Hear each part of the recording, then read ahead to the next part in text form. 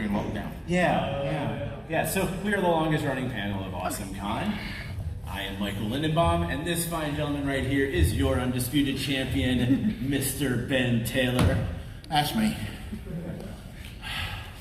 So, they really could have put the accessibility entrance closer. So, how many of you have been to this panel before? A couple people. So the way we like to run this is, it's a conversation, basically. There's a reason I asked, what do you want to talk about? And it's because we like talking about wrestling.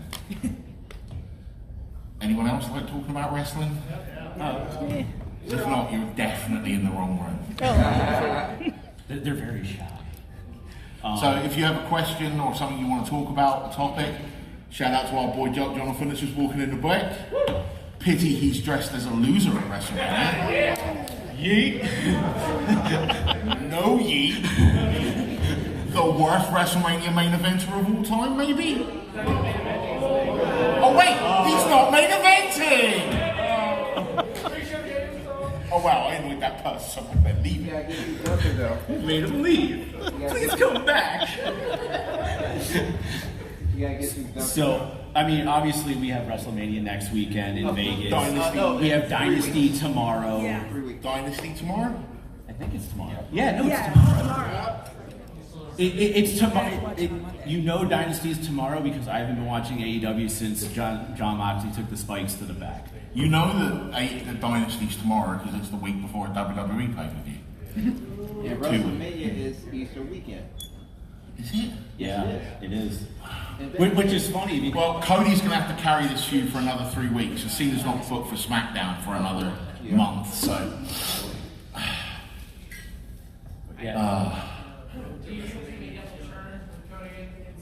God, no. You couldn't turn Cena face in that arena if you tried. They are going to enjoy booing him so hard. It's going to be great to see him get booed. But the real thing is, it's like he did the turn with The Rock and he sold his soul to The Rock, and it's like not even a mention of that anymore. No. It's Thankfully. Yeah. But honestly, let's be truthful here. We know that there's only one match that's going to rule them all, and it's Jade Cargill Naomi. Because it can't be worse than the Uso brothers match last year. I'm spitting some fire, but you know I'm telling the truth. If I remember right, I think I fell asleep during that match. There's at least one match in every WrestleMania we fall asleep to. Don't lie, you know you do too. Not anymore. Now it's 2 nights.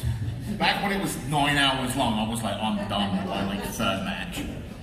I'm just out. I mean, honestly, I'll be truthful. I think Jade and Naomi could potentially be better than Charlotte and Tiffany. Anything's going to be better than Charlotte. Because really, punching myself in the groin repeatedly is going to be better than watching Charlotte Flair wrestle.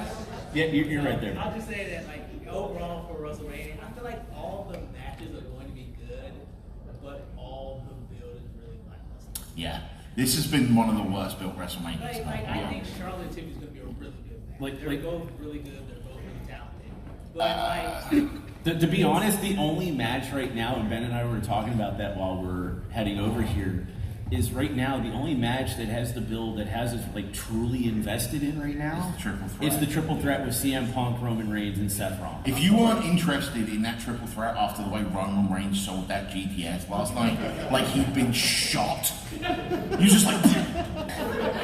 well, not just that, but it's like the fact of like what the favor ended up being. It wasn't about being in the main event. It wasn't about getting a title match. It was about having Paul Heyman in Punk's corner. It's something making that Triple H does a lot, where he builds shows around like 1 or 2 storylines, and we're really feeling that this WrestleMania. It's being built around Cody, Cena. It's being built around this triple threat. Like I made the joke when John walked in about Jay not main eventing, but is this the first time in a long time that the Royal Rumble winner isn't main eventing WrestleMania? No, I think like There's been a couple of WrestleMania. There's been a few, because keep in mind... Right, but it's been like 2, 3, 4 years, right? Well, no, because keep in mind, when you look at the women, you have to... I'm talking about men's. Oh, just men's? Because Lord forbid they book the women equally. I mean, I think... Wasn't it Edge? Here, somebody Google it for us. You know. Edge was the last time. Yeah, no, just the last few. The last time that a men's Royal Rumble winner didn't. It was Edge. They Yeah. all main event, and then Well, no. Well, wasn't Batista Taker one of them? Because Taker won the Rumble and he didn't main 23. event. Yeah, that was 23. Yeah. That I think like recent. was 18 WrestleManias ago. Yeah. I suddenly felt my bones turn to dust. I saw a thing on the internet the other day where the Randy Orton Seth Rollins RKO at WrestleMania was 10 years ago. Yeah. And they couldn't get it right in practice, and they just said... And they just did it in the ring. Like,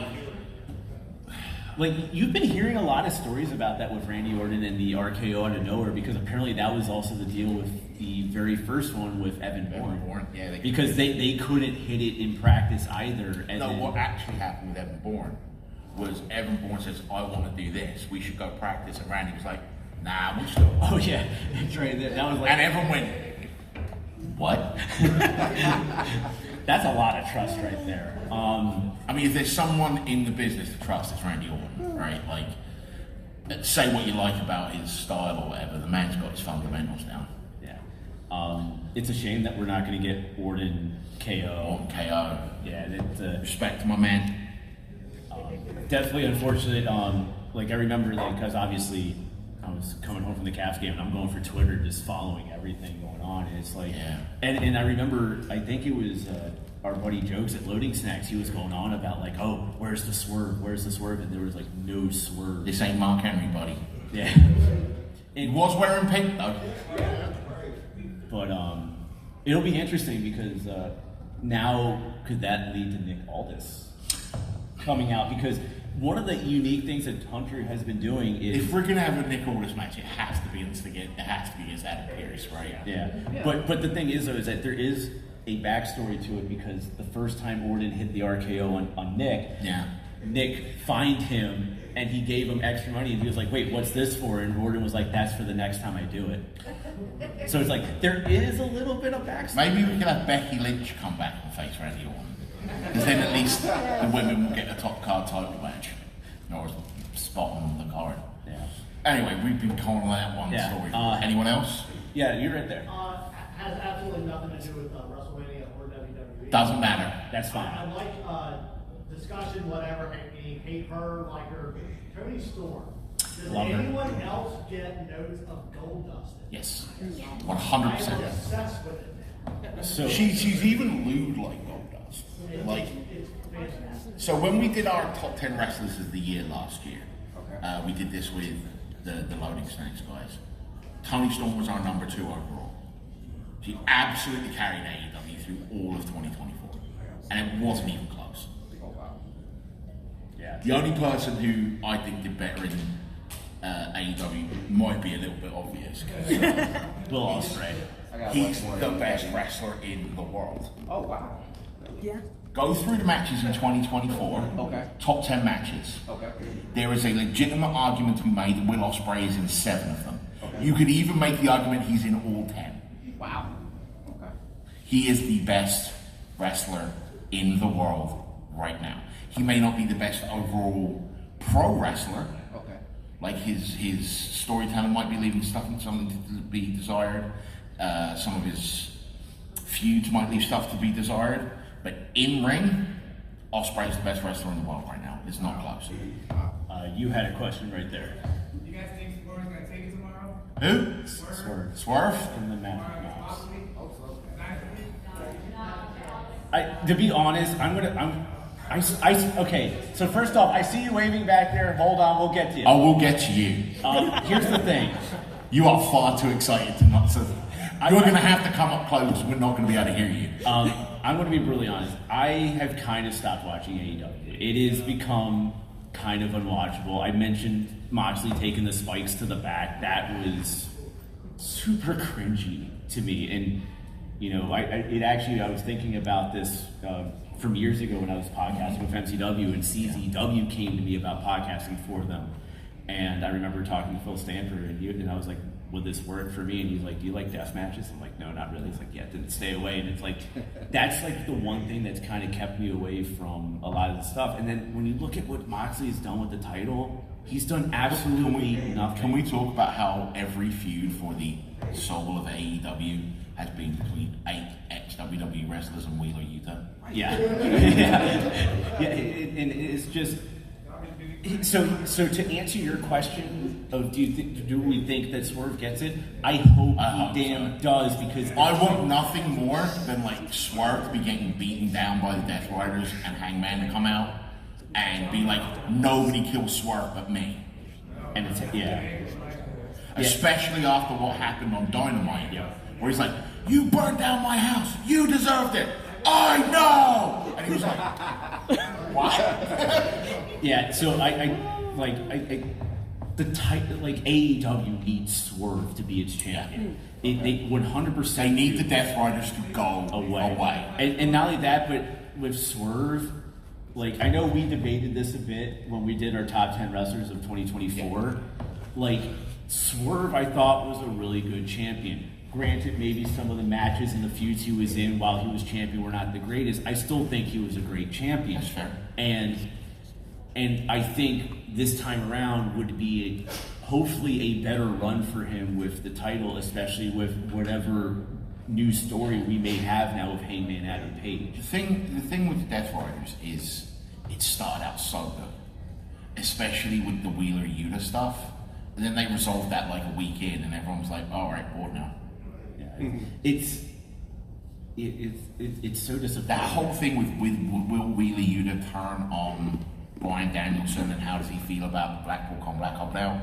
He was the single most interesting person in AEW at that point, and then they just killed it. Flee far in a hurricane. It was nothing. So you, sir, were super excited, but you may need to come up here so we can hear you.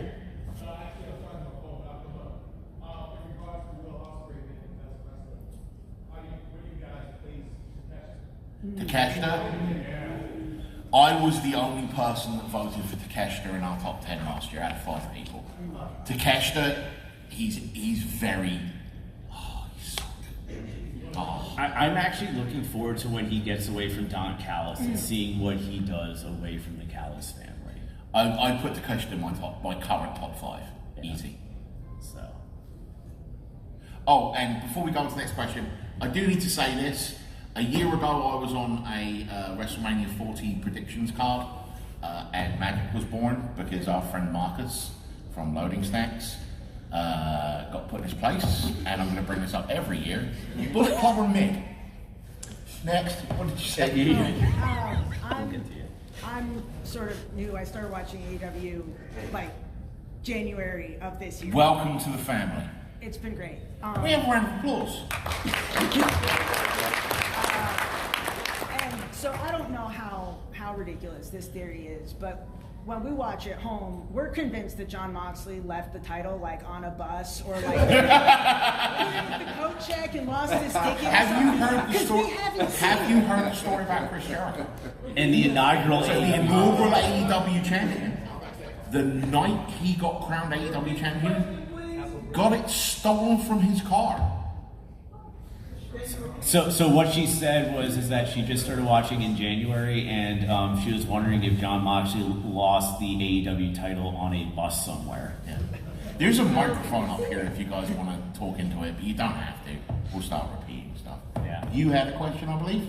You might have talked about it already, but I was wondering like about your thoughts on the whole like discourse on like Rhea Ripley's attitude after losing the title, of how people think she's sort of like gotten really whiny and complaining.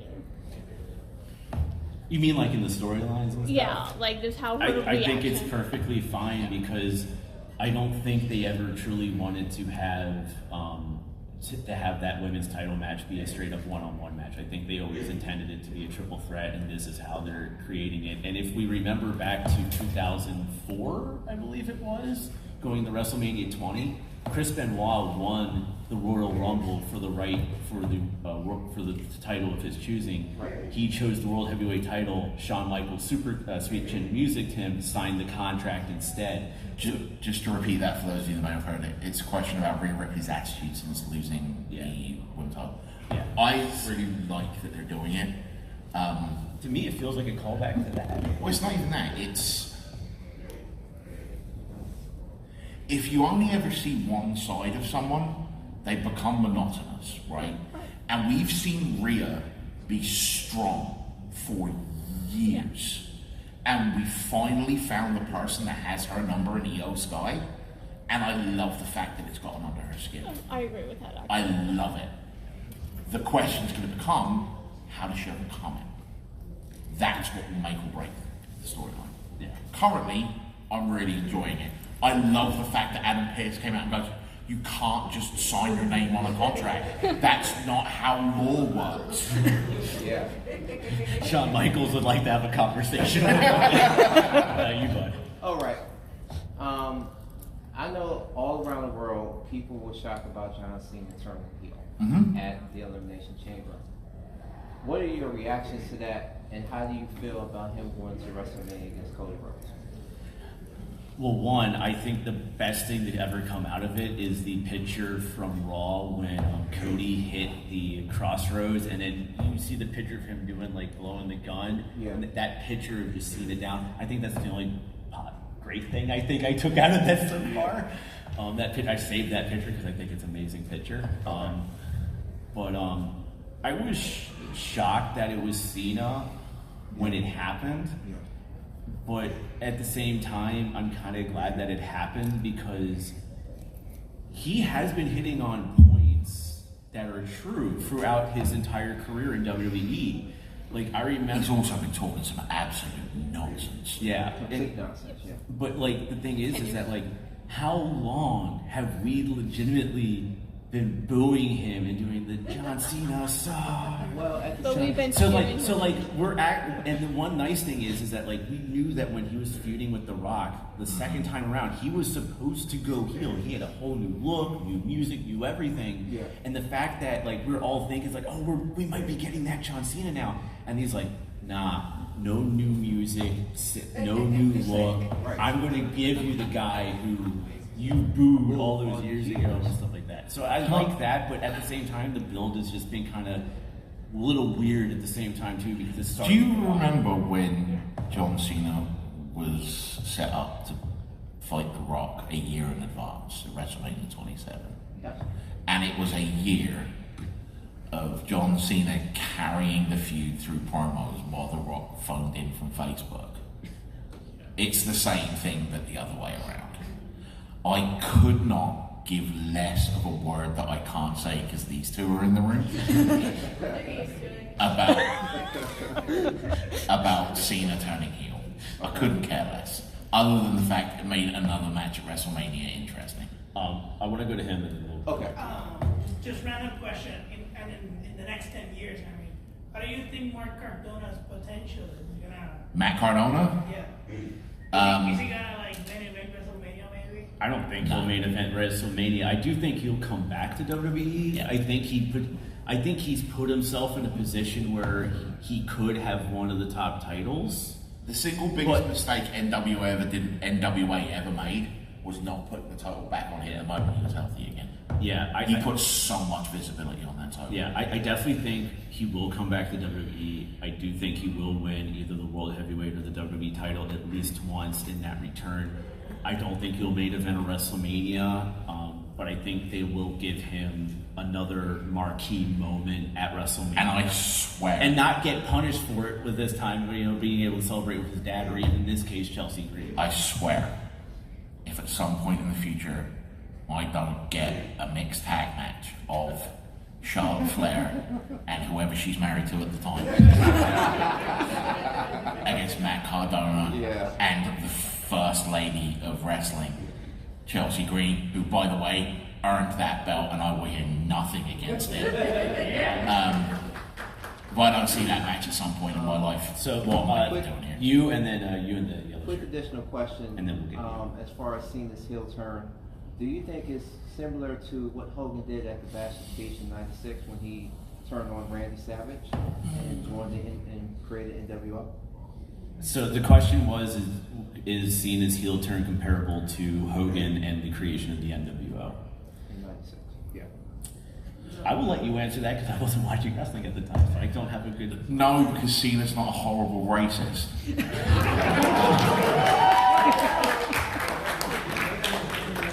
It's weird, right? Because Hogan turning heel at Bash at the Beach was him joining a faction that already existed, right? And it was just something that came out of nowhere, and we had some suspicions at the time. But of all the people to turn heel, I think Cena was the last person we expected, maybe. It definitely has had similar repercussions in the media, like it's reached outside of wrestling in the same way that Hogan turning heel did, but I don't think it will have the long-term ramifications that Hogan turning heel did. Don't be surprised by the end of this year. He'll be facing He'll be by facing someone. it. Yeah, he'll be a face again by the end of the year. He'll be facing it by someone. Because he wants to be cheered on his way out. He wants to get that. It's not even that. It's just like, if this isn't leading to Hogan, if this isn't leading to Cena Rock 3, then what are we even doing here? Yeah. And then we have you, and then John Cena right there. So- And then the lady back. Wow, Just two dude. quick comments. Yeah. I would disagree with comparing Cena's turn to Hogan because Hogan's turn literally like was industry changing. But that's what I said. Cena's is big. I literally said it won't have the long-term ramifications. Industry changing like Hogan was. But I was gonna say about Matt Cardona, I actually think it would be a negative for Matt Cardona to come back to WWE, like actually sign, or actually anywhere. I think he's so much more interesting as a free agent because like. Interesting? Yes. Payday? No. Yeah, it's a lot of money. I wouldn't fault it because, like, yeah, it's a lot of money. But it's like Also, he gets to hang out with his hot wife. he's so much more interesting as a free agent because he can pop anywhere. Like, Yeah, and he gets just to do all of his announced major bending that- stuff, that- his major wrestling figures, and all of that. But the thing is, though, is that now things are different under Hunter. Yeah. Like, you're literally seeing, like, Natalia is debuting in Josh Barnett's We've got Bloodsport. like 8 people playing a blood sport this week. Yeah, it's like you've had Shinsuke Nakamura doing stuff in Japan. You've had Omos actually doing some training and getting some matches over in Japan as well.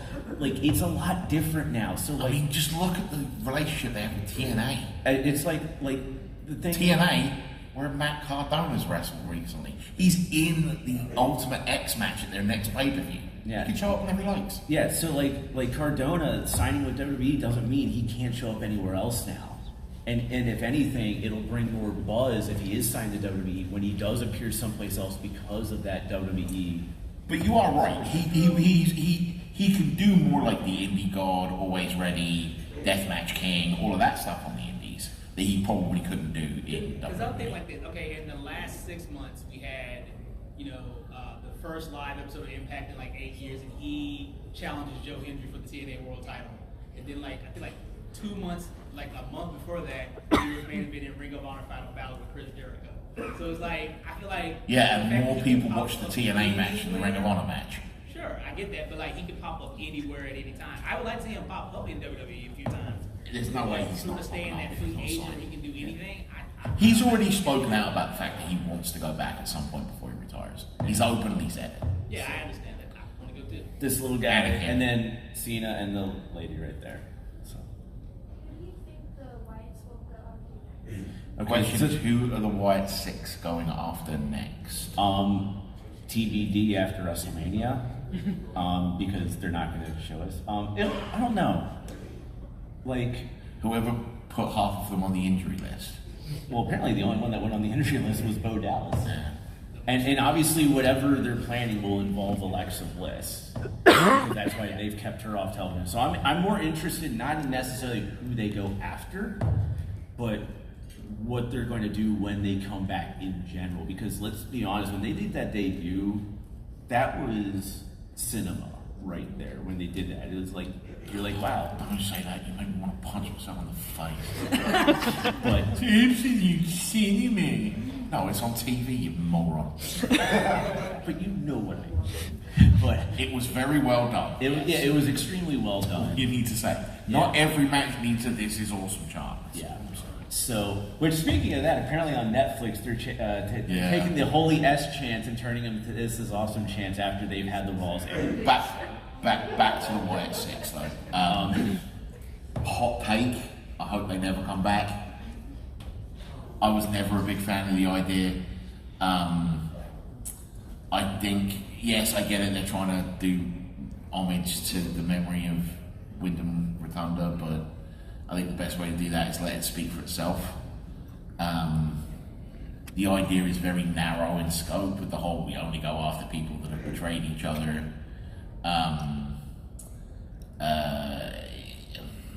I as Mike said, that introduction was great, but everything after it's been kind of, why is next to Loomis's finishing move a big splash now?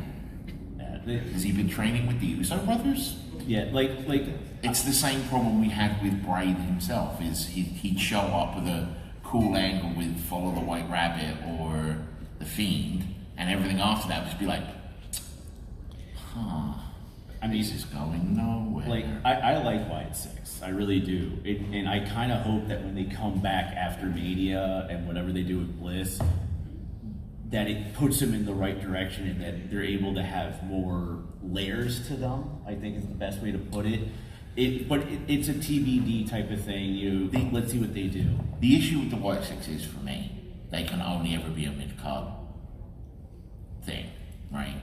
That they're given main event production time. None of them are good enough to hold a world title.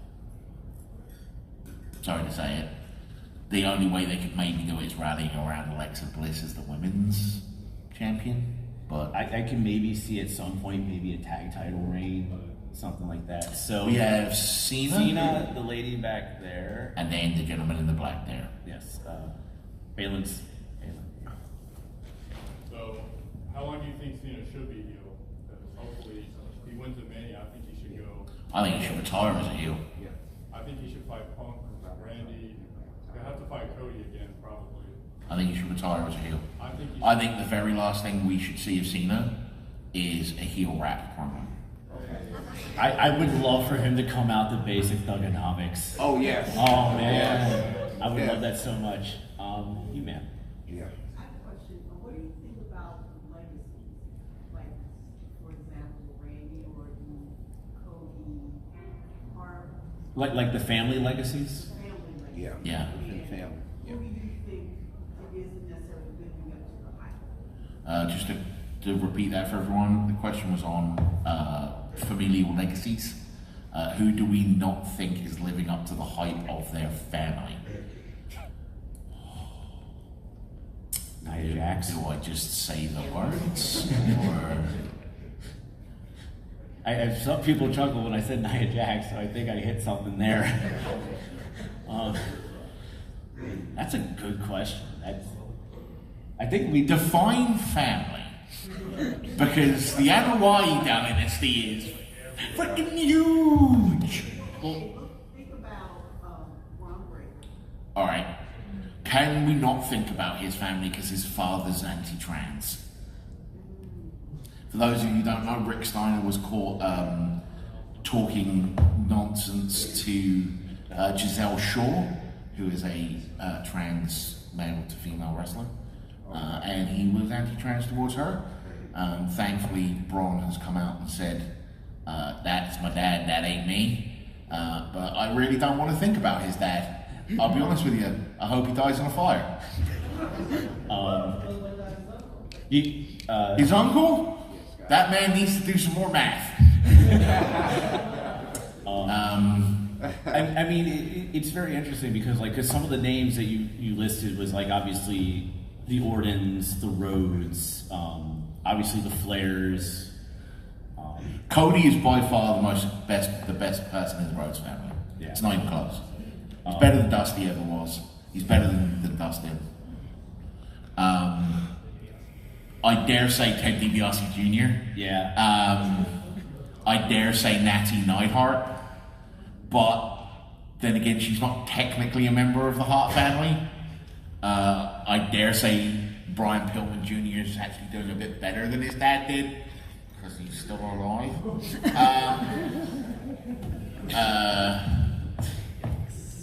Dare I say, our beloved NXT General Manager Ava, aka The Rock's daughter, Nepo baby! She doesn't even wrestle, so it's like. No, she doesn't. She tried, Yeah. and they went, And she quit. oh God! She ain't grasping it. I mean, Speaking of Nepo babies, Charlotte Flair can't hold a candle to her father. It's Yeah, not- but She can. I mean, those are gigantic shoes to fill. No, it's not even about that. Like, they have done, to quote Adam Cole, right? They have given her everything to make her, paraphrase Adam Cole, they have given her everything to make her feel special. The name, the finishing move, the push, the titles, the pyro, the pyro, the grand entrance, the grand entrances, the nicknames, the fact that she could walk in to any show after being away for 19 months and go, I'm in the title picture now, and everyone in the audience go away! They have given her everything to make her feel special. Ric Flair, you rang the damn bell. Of course. Yeah. Right. I mean, He Adam, just had all the other stuff too, because he was really good. Balin. Who else? Are you ready for the next question? Or you wanna? Oh, I could go on forever. Okay. Well, we'll go to the next question. It's a good question, but I will say this: it's a good question. We may revisit it on the podcast. Yeah. So what got me into wrestling initially was The Undertaker back in the 90s. Mhm. You know, all the very comic book-esque stuff going on there. Do you think that The Undertaker, and then by proxy, a lesser degree Bray Wyatt, do you think we're ever going to see any sort of, like, something at that height of kayfabe being called ever again? Because realistically, the Wyatt Six, while I do thoroughly enjoy the attempt at what Bray would serve, Yeah. even Bray couldn't keep it straight, so I don't think that O'Dallas is going to be able to pull that off. I think it depends on the writers who work on it behind the scenes. Number one. Like Aleister Black, even something like that would be.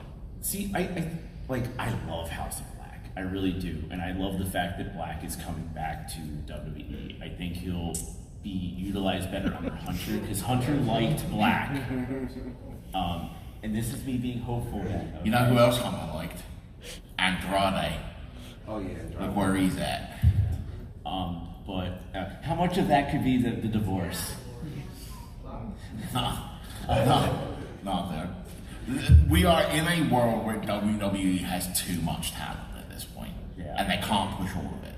Yeah, and not only that, but like going back to the question, one of the other things is like, and hopefully this does happen come June, is that SmackDown goes back to 2 hours, because the 3 hours they're realizing is being a little too hard to maintain a lot of things right now with 3 hours.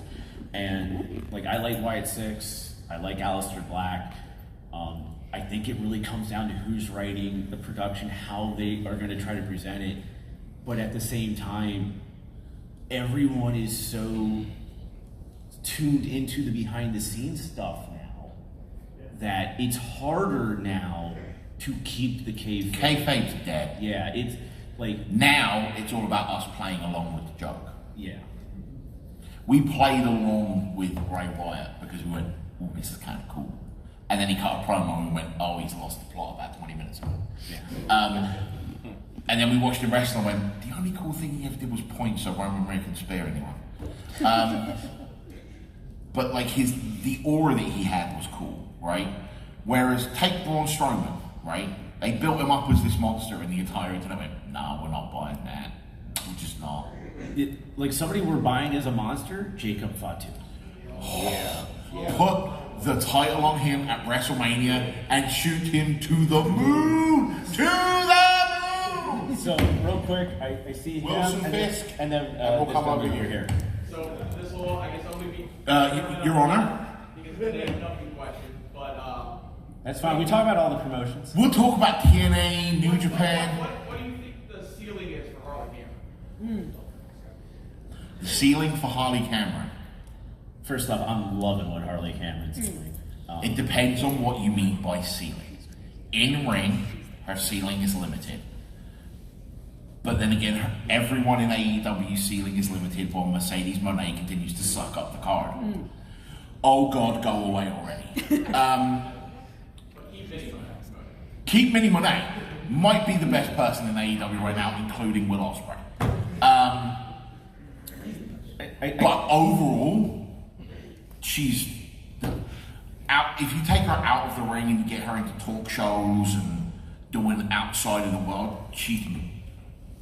I'll take all the Harley Cameron you can give me. And I'll give her hire the Iconics, team the three of them up, and have them rule the AEW Women's Division. I will be the happiest man on earth. I agree with that, but also something to keep in mind. Harley Cameron also just recently started wrestling, a couple years ago. I think you said 3 years ago. So for Harley Cameron, I mean, yes, in AEW, the ceiling is very low. If she makes the jump to say NXT or even TNA, that ceiling can get a little bit higher and stuff like that. But it's a matter of she's taking it very seriously. She wants to succeed at it, and I think she has the sky's the limit. She has the. To your point, if Cardona comes back, he should come back to NXT because his over the top stuff will work better in NXT than it will on the main roster. Yeah. You, sir, over there.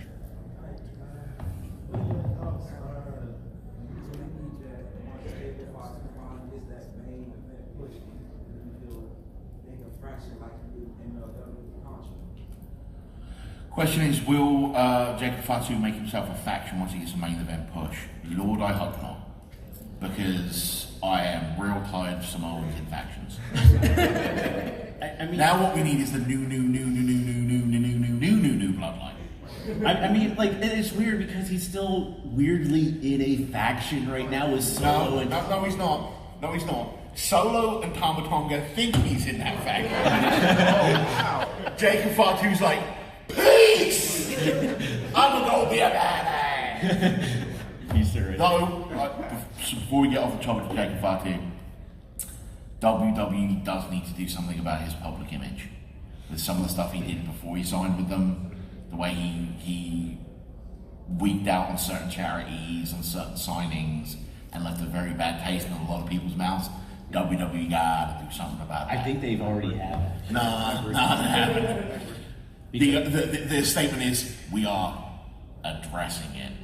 They actually need to address it. Well, for the one charity that I know that you're talking about, they actually did come out and said that no, they made him do right by them. He did give them the money and stuff. Now, what about the other 6? Yeah, so it's like, but at least we know about one of them. Go on. But at least we know about one of them. Anyway, yeah. You sit right there. Speaking of factions, what's going to happen with Finn and Judgment Day? What's going to happen with Finn and Judgment Day?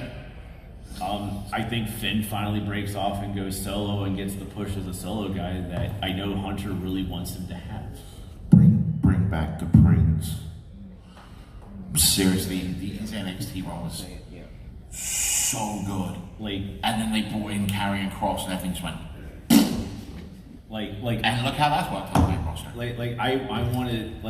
want to see the Prince character back, and the way to get the Prince character back is you have to get him out of Judgment Day, and you just kind of need to just have him go off. Yeah. Are there any other? How many children in the ring? 2, 3. Have him be Finn Balor again. Yeah. Actual Finn Balor. NXT Finn Balor. Bring back the Prince. Have him do just do the demon stuff here and run people over. Had the demon died to falling off the top rope. Just fix my boy. What have they done to my boy? Dr. D. My question is, for you brothers, is do y'all follow the next crop of talent that's on LFG, WWE, ID, and Evolve? Alright, so I'll be real with you. I have so many hours in the day to watch television. I do not watch Evolve, I don't watch ID. I spend a lot more time watching things like the English promotions and stuff like that. Which is really weird now, seeing Joe Hendry getting his flowers and Drew Mac, because I remember them when they were like 15 coming up through like ICW. I remember when Joe Hendry was having a burger eating competition against like Jim Cornette. I don't watch Evolve or anything like that. Right. I know I have a lot more free time on my hands right now because of my job situation. I haven't had time really because I'm more focused on a lot of other things like getting a new job. Funny that. Yeah. It's only been like 5 weeks. Thanks, Obama. Wait, no, that's all. No, that's the wrong one. Thanks, Elon. I have seen the clips of LFG. I have been kind of trying to pay attention when it comes into my feed, but I have not sat down and actually watched it. I will say though, I am super happy for Jessica Carr for Evolve. I'm super happy. When I worked with her in MCW Pro Wrestling, with the microphone on the table. That was probably stupid. I was in MCW Pro Wrestling when Jessica was wrestling still, and I knew she was a really great wrestler. And the fact that she's finally able to start wrestling again via Evolve, I'm just so happy for her. I've known Jessica since day one. Yeah. So we got like 10 minutes left. I saw you got your hand up in the back there. One second. Do we have, and this might be a shocker, any non-WWE questions? Any New Japan? Any New Japan? Any TNA? All right. Wait, we're going to do the gentleman in the back because he had his hand up before I asked that question. Then we'll come to you, then we'll come over to you, then we'll come back there. You guys hear me? Barely. Yell. Oh my God, somebody's using the microphone for the first time since the second year of this convention.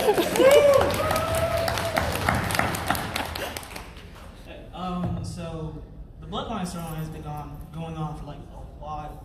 600. The word you're looking for is too long. Yeah, that's my question. Like, do you guys feel like it's gone on for like too long? Like they've jumped the shark, and like, is there any way that it ends? Because there's like a whole lot of NYE and Fatu's, in the back. They've got like 6 more at the development center at this point, don't they? Probably 10 more that we don't know about. You know what I mean? So like, if there was going to be an end point, it was when Roman beat Solo for the Ulafala. You'll notice that Roman isn't wearing the Ulafala anymore. You'll notice that the new bloodline is kind of imploding. You'll notice that Jay is off doing his own thing. They had a perfect opportunity in Glasgow to have his tag team partner be Joe Hendry and blow the roof off, but they brought back Jimmy. The Janetti. I can't see it ending, but I think it's over. I think ultimately, once we see the ultimate final breakup of Jacob with Solo and Tama and then Tonga when he comes back from injury, I think once that happens, I think that could be per se the definitive end of the bloodline, because that's all that's really left. Yeah, I don't think Hunter will turn into the NWO where there's 19 different. Yeah, but then because also last night as we saw on SmackDown, you're seeing CM Punk essentially taking Paul Heyman away from Roman Reigns. All right, who's next? So sorry, I think it was him. I think it was him, and then someone over there. I had a silly question. I know that one of the New Japan promotions or Japanese promotion has a belt that goes through items. Yeah, it's the DDT Iron Man Heavyweight Championship. It can a ladder has held that title. Would it be fun to bring that to American promotions? Well, they tried. They brought in a 24/7 championship and did nothing with it, other than give it to R-Truth 64 times, and then having Nikki Cross in a daze throw it in. Try to throw it in the trash can and completely miss the trash can. If they're gonna do it, it won't be in WWE. Yeah. It would probably be. It would probably, if anywhere, it would probably be in AEW. But it would be fun. There was someone over here. Over here, yes. This is not a two-part question, but who do you think should be the actual face of New Japan? And do you think Stardom has the best women's roster in all of I didn't hear the second half of your question. I'm sorry, Chief. Do you think Stardom has the best women's roster in all of wrestling? Does it? Yeah. So questions were, who should be the face of New Japan, and does Stardom have the best women's roster in all of wrestling? Who should be the face of New Japan? I'm very, very biased. Jones over there just did the Adam Cole thumb point to himself. No, it's not you, sir. I'm so sorry. Who should be the face of New Japan? It should be Zack Sabre Jr. Honestly, the reactions he got as champion compared to anyone over the last 18 months or so was completely different. Does Stardom have the best women's wrestling roster in wrestling?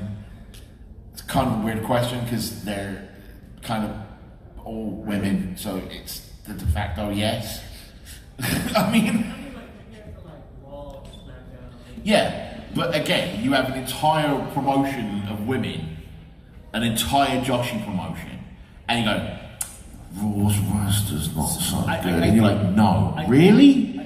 I think honestly, if you were trying to compare Stardom with a roster, it would be Women of Wrestling. Yeah, and that would not even close. And it's not even close. It's like because they're two completely different things. Right, we got time for one more question before you sign off. Man in the back, grey hoodie. You better yell, man. You mentioned WWE had too much talent. Do you think they should split the women's and men's roster? Like so put men on Raw, women on SmackDown? That will not solve the problem. Just do it that way? That will not solve the problem. We're literally seeing that happening right now with the brand split with Raw and SmackDown, and the problem is that they have almost 200 people under contract. Well, it's not even that. It's not even that. There is so much talent on the men's side. If you pull it all into one show, people are still going to get underused. Yeah. There is so little talent on the women's side.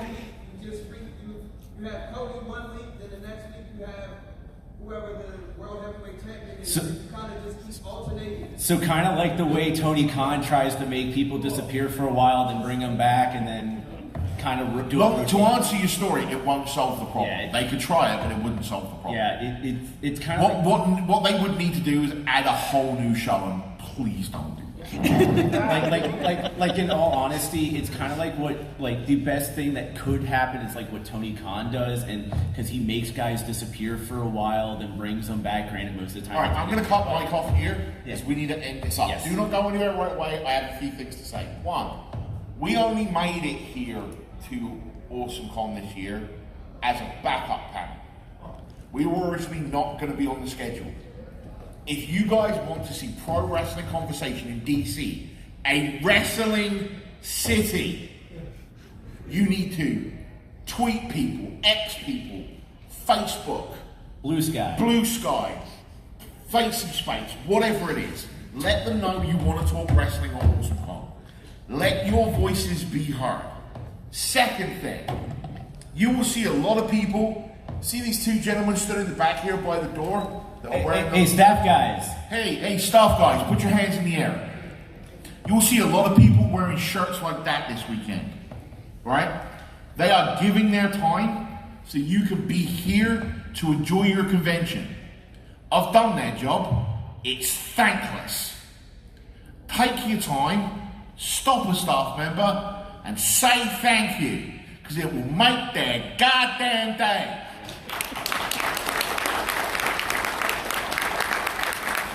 Shout out to our boys in the back. And for the record, that applause was for you guys, not for us. Okay. Third of all, I say something every year at this show, which is, don't yuck someone else's yum. Everyone likes different types of wrestling. But I'm going to say it slightly differently this year, because I've been binge watching Ted Lasso. And to quote Walt Whitman, be curious, not judgmental. If someone likes a type of wrestling, try and enjoy it with them. If you don't like it, it's cool. Let them enjoy it. Don't talk it down. And don't be tribal about your wrestling. You can enjoy everything. Mike, take us on. All right, so with that, you can follow me on social media at the Lindenbaum75. I actually streamlined everything, so it's just that now. Even Twitch. Everything for me is also on txhdhockey.com. You can find our podcast, AwesomeMania, where we do watch-throughs of old school pay-per-views. We just did Royal Rumble 2000. We're about to do WrestleMania 2000. That is also on the website. Click on our LinkedIn's. And Mr. Ben Taylor. I will leave you, as I always do, with the words of the 16th President of the United States, Abraham Lincoln. I'm saying, guys, gals, non-binary pals, and all of those beyond that spectrum. Be excellent to each other. Party on, my friend! And until next time, we'll see you ringside, everybody. Oh, by the way, guys, real quick, this is the last thing Ben and I are doing all day. If you want to talk to us out there. Do not talk to us up here. We have got to clear the room. Yeah, clear the room. We'll talk to you out there in the hallway.